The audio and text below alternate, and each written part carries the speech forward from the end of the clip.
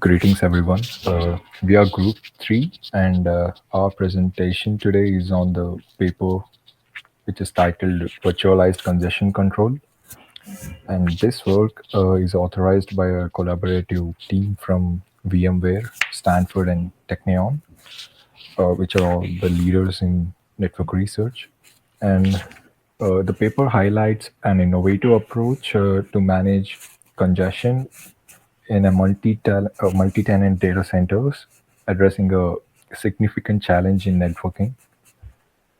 Now, coming to the relevance of this structure, the motivation of this work stems from growing complexities of data center environments where legacy systems struggle to coexist with modern congestion control protocols. So that's the gist of it. And in this presentation, we'll discuss the paper, critique the solutions, and we will be also evaluating the author's proposed framework and basically share key takeaways. So we hope to spark discussion about this practical applications and limitations of this work. So moving on. So coming to the point where what's the real motivation? Like, what's the need to have a research work like this being done? So, to set the stage, this paper addresses a crucial issue which we discussed, and the coexistence of legacy and modern congestion control algorithms. It's a key thing to efficiently use our hardware, which is no longer up to date, and that's the meaning of a legacy hardware. And these legacy applications often run on these older protocols, network protocols like old TCP implementations, like a non-ECN aware softwares, and which fails to keep up with modern ECN enabled frameworks and flows. So as shown in the paper, this mismatch can lead to significant performance issue, particularly for legacy systems that are effectively starved in a network scenario. And highlighting the problem's importance, this is a very critical aspect, both theoretically and practically. So, in terms of theory, it challenges our ability to design fair and scalable network systems. Practically, it impacts the performance and efficiency of real world data centers, where fairness is a very important metric that vendors and tenants they look for when meeting their SLAs. So, for example, this is a figure which we took from the research paper, and it highlights this issue clearly, where legacy flows achieve only 10% of the goodbird compared to ECN enabled flows. Such unfairness can lead to dissatisfaction among tenants and wasted resources. So, in terms of connecting to this research work's goal, the author argues that the solution lies in finding a way to bridge this gap. So, along the way, aligning the data centers owners to upgrade their systems while also ensuring that legacy applications still perform effectively. And this forms the foundation for their concept of virtualizing congestion control. So, moving on with the problems in practical importance, this problem holds immense practical relevance. Data centers, networks are at the core of this modern cloud services that we all use that supports millions of tenants. So, in order to remain competitive, these data centers must adopt advanced congestion control algorithms that improve latency, throughput, and resource fairness. However, legacy systems, which often use outdated protocols like outdated TCP protocols, create bottlenecks, and they fail to fully utilize these network resources and disrupts the fair allocation of bandwidth. For example, this is a figure which is, to be precise, it's figure 4 from the research paper, which illustrates how non-ECN flow experiences reduced throughput especially when mixed with ECN flow in a shared bottleneck. While these legacy protocols fight to uh, get the throughput and the goodput that they need when compared to these modern ECN enabled flows. So theoretically, this problem challenges our understanding of protocol coexistence. So advances like ECN aims to make network more responsive and fair, but their deployment is hindered by these older protocols. So solving this problem would bridge the gap between innovative congestion control techniques and their practical implementation, creating a pathway for seamless upgrades in network protocols. So let's. This is a figure which clearly builds on that point. This is from the research paper as well.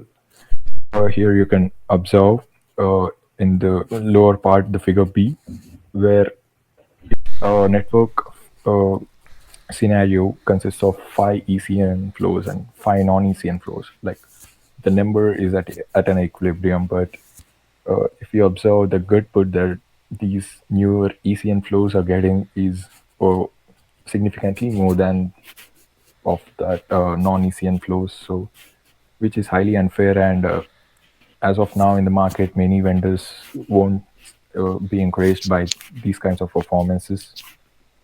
So moving on to discuss the existing solutions that the paper cites are like one common approach is fixed bandwidth allocation, where each tenant is given a specific slice of network. Sorry. While it is simple, this method leads to inefficiency because unused bandwidth in one slice can't be utilized by others. So another approach also involves modifying data center switches. Sorry,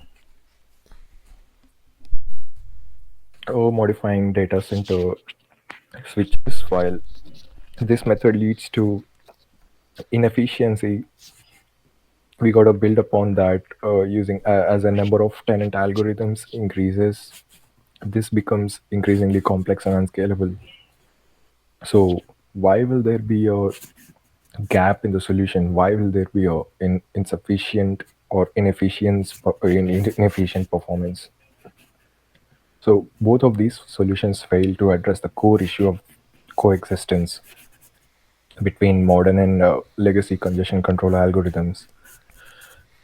Fixed allocations don't allow for resource flexibility, and switch modifications struggle with fairness guarantees. So a seamless and scalable solution is clearly missing. And to further build upon the motivation, uh, congestion control systems introduce a novel solution. I mean, the solution in this paper is a translation layer embedded into the hypervisors. So this layer transparently converts legacy congestion control protocols into modern ones, so without requiring any changes to the guest VM virtual machines.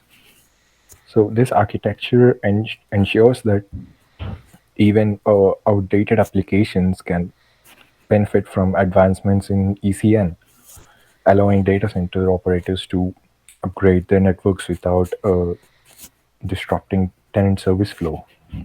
So coming to the key benefits, this virtualized congestion control delivers three major advantages. First, it restores the fairness that we talked about by enabling legacy flows to compete equally with the modern EC and enabled flows. Secondly, it scales when in multi-tenant environments by handling protocol translation at hypervisor level, which eliminates the need for complex switch modifications. And finally, it improves overall network efficiency by allowing dynamic bandwidth allocation across all the tenants alike, no matter it's a legacy flow or a modern ECN enabled flow. So, to summarize this motivation part of the research, The problem at hand stems from the inability of legacy congestion controls protocols to coexist efficiently with modern algorithms. And these legacy flows often experience severe starvation, as shown in the earlier examples in form of pictures from the research paper. So the existing solutions like fixed bandwidth allocation or switch modifications addresses only some aspects of the problem, but falls well short in terms of scalability and fairness. And the translation to virtualized congestion control, this is where virtualized congestion control, the solution that's proposed by this paper, comes into play, which leverages hypervisors as a translation layer. And this solution provides a unified way to solve all these challenges, ensuring that all tenants, legacy and modern, benefit from advancements in congestion control. So now let's dive deeper into the implementation details, where my friend Akash will take on. Yeah, thank you, Dinakar. So, I will walk you through the core design principles and the main idea behind this research, while my teammates cover the motivation and broader context and be focusing on how the authors actually achieve their goals in practice. Next slide, please. So, as we know, the fundamental challenges in that is that tenants run their own images, often using legacy TCP, making it impractical to upgrade each endpoint. The key insight is to use the hypervisor as a man in the middle to enforce advanced congestion controls policies. Let's see how that works. Next slide, please. So, coming to the main idea of the design, which they call virtualized congestion control or VCC, is to insert translation mechanism in the hypervisor layer. The translation manipulates packets so that from the VM's perspective, it only sees normal TCP flows, but in reality, the flow is being guided by an advanced condition control algorithm running in the hypervisor. Next slide, please.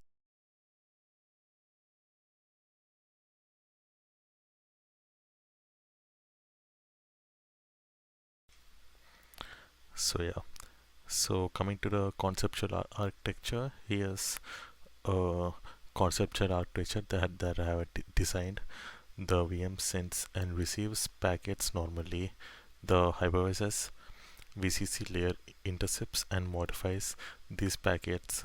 For example, it can insert ECN marks, alter ACK fields, or manipulate the receive window to shape the VM's congestion window growth. The VM believes it's just regular TCP, but the network experiences advanced, more efficient congestion control. When the VM sends a packet out before it reaches the physical network, VCC inspects it. If we need to introduce ECN marks or adjust headers, we do so right here. Likewise, as packets return from the network, the VCC layer can modify TCP acknowledgement packets, adjusting their field like the receive window to control the sender's rate indirectly. Essentially, the hypervisor orchestrates how the legacy TCP endpoints behave in response to congestion signals they don't truly understand, making them appear as upgraded from the network's perspective. Next slide, please. So let's talk about how the translation works. The hypervisor keeps a per flow state and applies rules that correspond to a chosen advanced CC algorithm like DCTCP. It can set ECN bits in outgoing data packets and interpret the returning ACKs, which is acknowledging packets. When the acknowledging packets come back, the hypervisor modifies fields such as the receiver window size. So this effectively tricks the VM legacy TCP into responding as if it were using an ECN based or more sophisticated control scheme. So, next slide, please. Let's talk about the design goals of the author. The design had several primary goals. It must be completely transparent to tenants, flexible enough to handle different advanced algorithms, scalable so that it can handle thousands of flows in large data centers, and yield in performance and fairness improvements promised by modern CC without the pain of endpoint upgrades. Next slide, please. So, here's an example workflow. Imagine a flow. The VM sends packets. Normally, the hypervisor marks them with ECN bits. If congestion occurs, the returning acknowledgement packets will carry that signal. The hypervisor then tweaks these acknowledgement packets, adjusting fields to slow down the sender. The virtual machine thinks it's just regular TCP reacting to packet signals, but in reality, it's following the advanced CC patterns the hypervisor enforces. Next slide, please. So let's talk about the key benefits of the author's design. This design allows data centers operators to deploy better congestion control overnight without forcing tenants to change anything. It future-proofs the environment because any new CC algorithm that can be adopted by updating the by simply updating the hypervisor layer.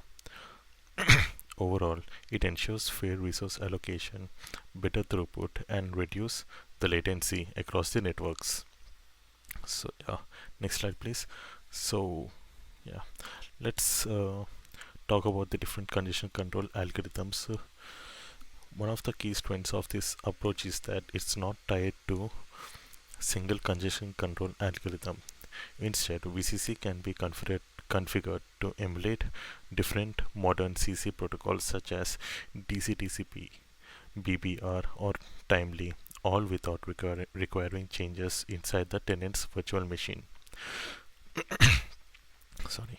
This means data center operators can introduce new algorithms or upgrade to more efficient ones simply by updating the hypervisor layer. Essentially, VCC separates the evolution of congestion control from the tenant environment, allowing continuous innovation and improvement on the provider side. So, finally, summarizing the design and the main idea.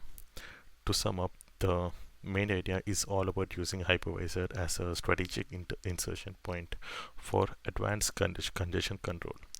By doing so, the design elegantly bypasses the need to modify tenant VMs while while still realizing the performance, fairness, and efficiency benefits of next generation congestion controls algorithms. So here now, Harichandra will discuss about its implementation and will finally close the PPT. Thank you. Thank you, Akash. My friend explained about the design and main idea of the project. Now let's see the implementation. Here, the virtual congestion control is a system designed to manage congestion in data centers effectively. It works as a translation layer in hypervisor. The software managing virtual machines. The main goal is to ensure both legacy and modern congestion control systems can work together without changes to existing setups. This is especially important to data centers where multiple tenants or users share the same resources.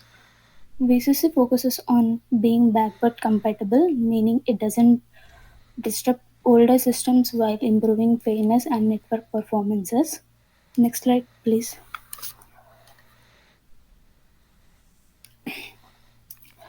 Let me explain the techniques VCC uses to achieve its goals. First, receive window throttling. This adjusts how much data is allowed to flow at a time, preventing congestion and ensuring fairness between users. Second, packet header modifications. This modifies information in data packets to mimic modern congestion control without changing older systems. Lastly, it uses a low intrusion design, meaning it doesn't require significant changes to existing system. This makes it easy to adapt in data centers. Together, these techniques makes VCC a practical and efficient solutions for managing congestion. Next slide, please. Now let's look to the how VCC was tested to prove its effectiveness. The first environment was the Linux kernel TCP implementation. Here, VCC addressed a common problem known as ECN unfairness. This is when some network flows get more resources than others. With VCC, the fairness index, which measures equal resource sharing, improved significantly from zero point 0.9 to 0.99. The second environment was VMware ESXi hypervisor.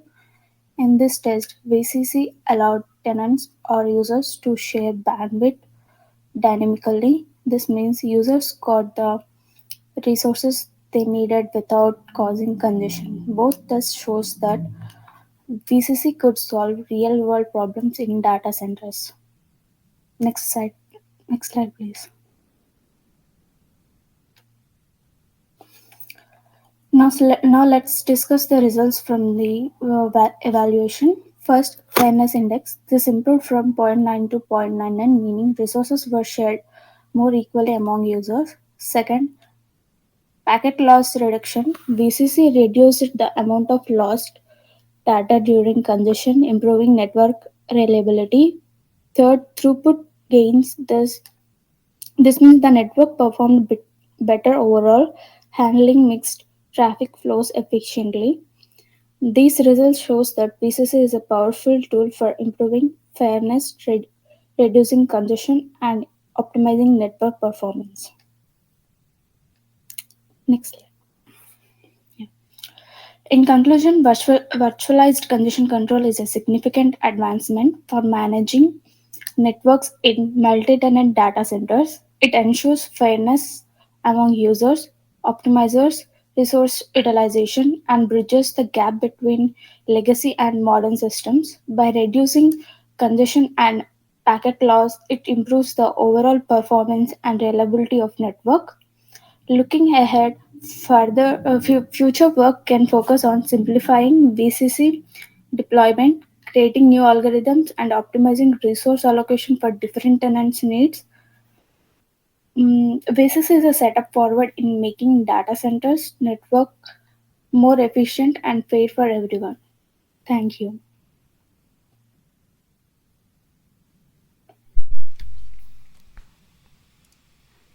All right.